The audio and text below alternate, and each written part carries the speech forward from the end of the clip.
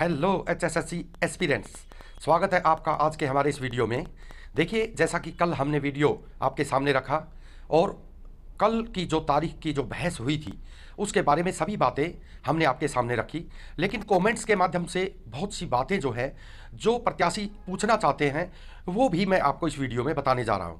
देखिए, सबसे पहली बात तो ये है कि रिजर्व फैसला क्या होता है, ये आपने बहुत से यूट्यूबर से सुन भी लिया होगा और ये सच्चाई भी है कि इस प्रकार के मुकदमे जो है वो काफ़ी लंबे होते हैं और इसमें लंबी प्रक्रिया के बाद जितनी तारीखें पड़ती हैं उनके ऊपर वकीलों के द्वारा जो तर्क दिए जाते हैं, लिखित में जो बातें दी जाती हैं, मुकदमों को कोर्ट किया जाता है। अब हाई कोर्ट के कितने मुकदमे उसमें कोर्ट किए हैं, देखिए पक्ष और विपक्ष दोनों के मुकदमे जो हैं बराबर में बैठकर स्टेनोग्राफर उनको टाइप करता रहता है और ये बहुत लंबा प्रोसीजर हो जाता है।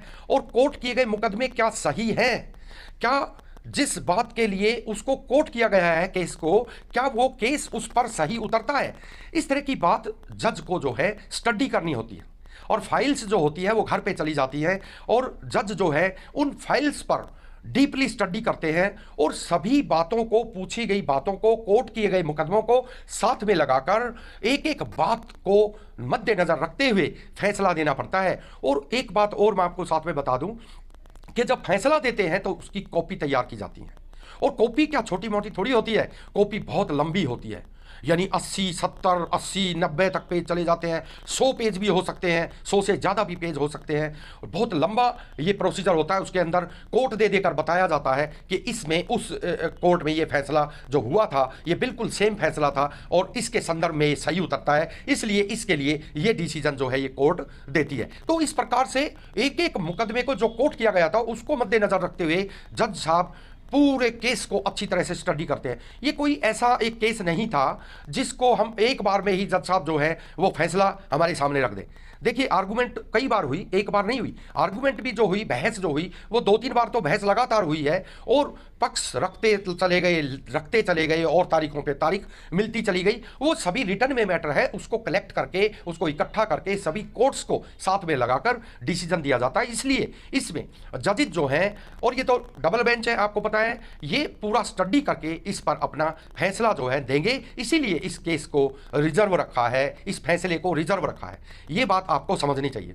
अब उस दिन जो बहस हुई थी उसमें जो जो हुआ था आपको पता है, मैं आपको फिर बता देता हूं कि 56-57 पे थोड़ा सा प्रश्न चिन्ह है।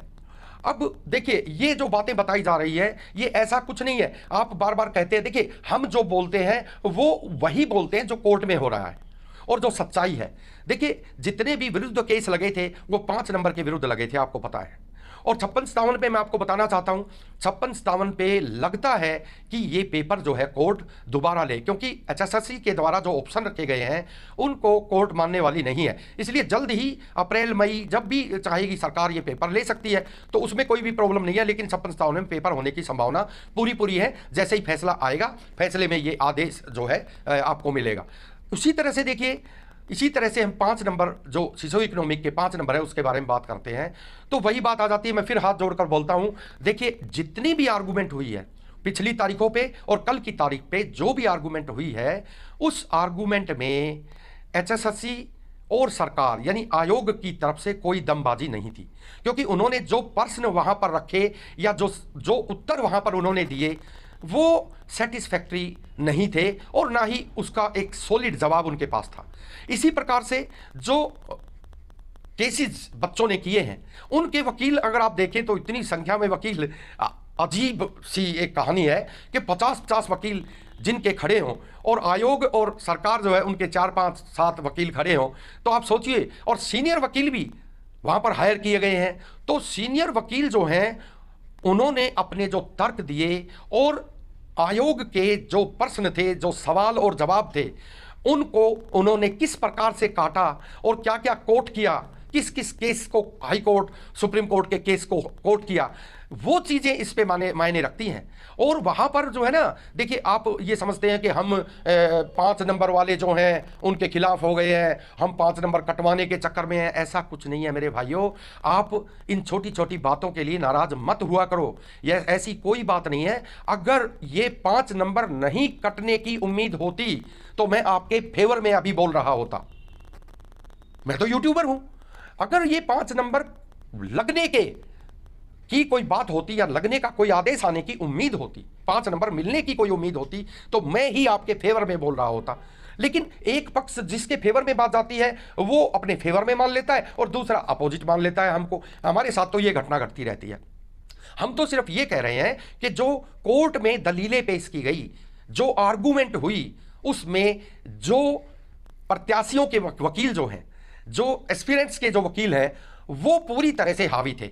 उन्होंने किसी भी बात पर आयोग के वकीलों को किसी भी तरह से ऊपर की तरफ नहीं जाने दिया।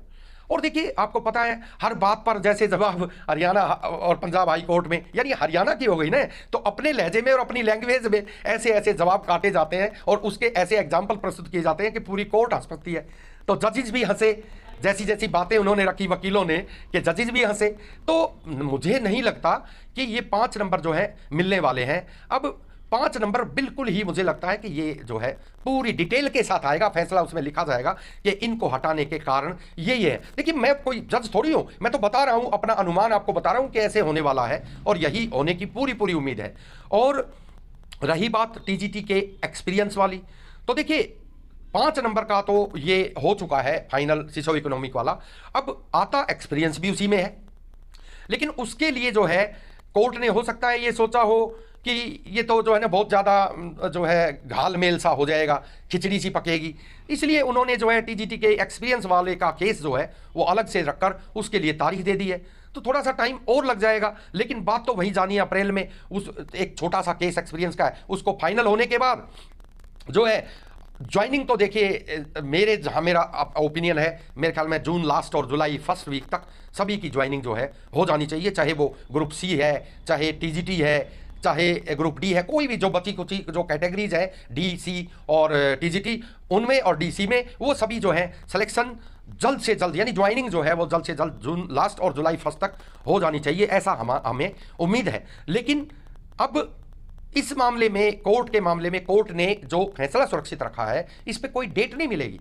अब जज के पास जब भी वो फैसला तैयार हो जाएगा, वो लंबा चौड़ा फैसला जब तैयार हो जाएगा, तो वो एक डेट रखकर, किसी भी पक्ष को बुलाने की जरूरत नहीं है, वो अपने आप ही आ जाएंगे, वहां पूछते रहेंगे, क्योंकि वकील जागरूक होते हैं, पूछते रहते हैं। कम से कम एस्पिरेंट्स के वकील तो जागरूक ही रहेंगे कि फैसला कब आने वाला है, तो पता चलता रहता है उनको। वैसे ही दोनों पक्षों को बुलाकर उनकी कॉपी उनको सौंप दी जाएगी और फैसला पढ़कर सुना दिया जाएगा। यही होना है, अब तारीख कुछ इसमें पड़ने वाली नहीं है। तो आप जो है थोड़ा सा धैर्य बनाए रखें, संयम बनाए रखें। हम ये चाहते हैं कि ये जल्द से जल्द निपट जाए और जल्द से जल्द आपको ज्वाइनिंग मिल जाए और आप अपने फील्ड में जाकर आप अपने पद पर जल्द से जल्द सेवारत हों। हम ये चाहते हैं, हम ये नहीं चाहते कि आगे लंबा खिंचता रहे और हम इस पे जो है बार बार यही इसी तरह से वीडियो डालते रहे, क्योंकि एस्पिरेंट्स बहुत दुखी हो चुके हैं। अब ये जो है सहन करने वाली बात नहीं रही है, जल्द से जल्द फैसला आना चाहिए। यही एक थोड़ी सी सांत्वना सी है कि हमें उम्मीद है कि अब फैसला जल्द आ जाएगा और सभी एस्पिरेंट्स को इस मुसीबत से छुटकारा मिलेगा। बस हमारा कहने का मतलब ये है, इसीलिए हम कह रहे हैं कि देखिए जो हुआ है उसमें नहीं लगता कि 5 नंबर अब किसी को मिलने वाले हैं। इसमें किसी को दुखी होने की जरूरत नहीं है। जो देखिए हार और जीत तो होता ही है, चाहे आप कोर्ट लगा लो, चाहे कोई गेम लगा लो, चाहे कोई पेपर लगा लो, आप हर जगह जो है एक पक्ष जीतता है, दूसरा पक्ष हारता है। तो ये जो है वो तो होना ही है, आपको पता है। बस सबसे बड़ी बात ये है कि सभी एस्पिरेंट्स को इस बहुत बड़ी मुसीबत, लंबी मुसीबत से छुटकारा मिलने वाला है। सबसे बड़ी खुशी की बात यही है। आज के वीडियो में इतना ही, नेक्स्ट वीडियो में फिर आपसे मिलता हूं। तब तक के लिए टाटा, बाय बाय, धन्यवाद।